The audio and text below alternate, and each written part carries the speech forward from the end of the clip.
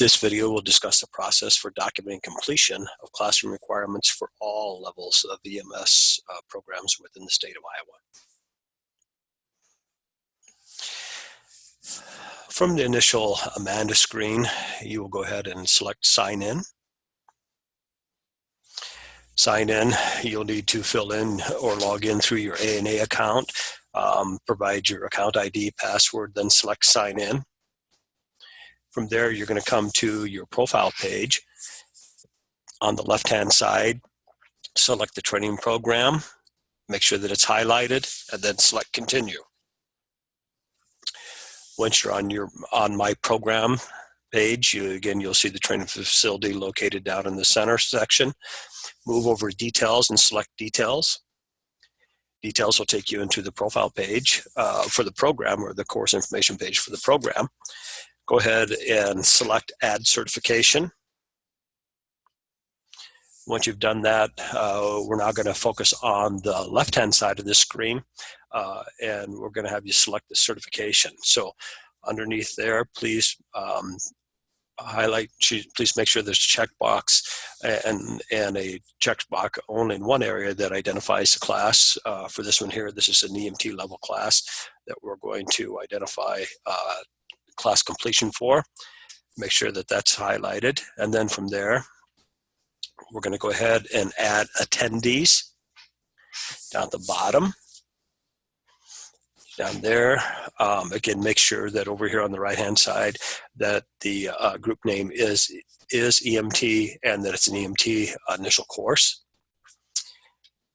There, use the drop-down box and start selecting those individuals that have completed the classroom requirement portion of the program that you have selected. Once you do that, we have three more areas that we're going to focus on. The first one is the exam date. What this is actually the course completion date. So if you will put in there, and course completion date means the date of the final classroom session of an EMS program that's conducted here in the state of Iowa. So it may not be the date that you provided the examination, but again, the course completion date, the final classroom date of your program. To the right of that, there's a score area. Please indicate 0 in there. We're not, at this time, do not provide the individual's overall score of their class. No, we just want to see a 0 in there. Continuing to move to the right, the next thing is under the results. What we're looking for here is, did the individual successfully complete your course requirements?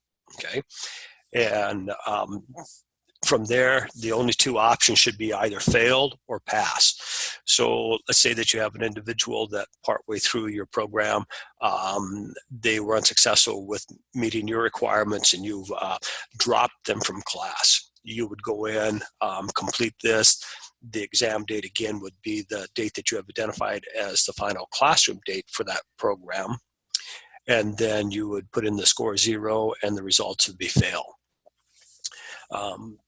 If you, again, are doing this, if you are doing this for an individual that successfully completed those requirements, then you would go ahead and hit pass, select pass. Once you have that done, make sure, again, that you have all of those boxes filled in here, and then repeat this process as necessary until you have everyone identified who have successfully completed those classroom requirements. Make sure that you hit save, and just as a word of caution, we would advise that you hit save every time that you enter an individual in there, so that you don't have to go back and repeat it if something was to, if you had a little hiccup in the computer. Once you have those individuals in there, you would go ahead and select the save button. From the save, you're going to ask, are you sure that you really want to save all of the certifications that you have listed there? Please go ahead and select OK. Once you do that, you have completed the requirements for identifying that the individual has completed the classroom requirements. From there, go up to the upper left-hand area and select Sign Off. From Sign Off, you'll be taken back to, it's going to ask you whether you really want to sign off with your input that you have, and go back to the program detail page. And again, select OK, and you will then go back and see this page here, which means that you have successfully completed the requirements. And as always, if you have any additional questions about Amanda, please feel free to contact the Amanda Help Desk either by telephone or by email address as you see posted here on the page. Thank you.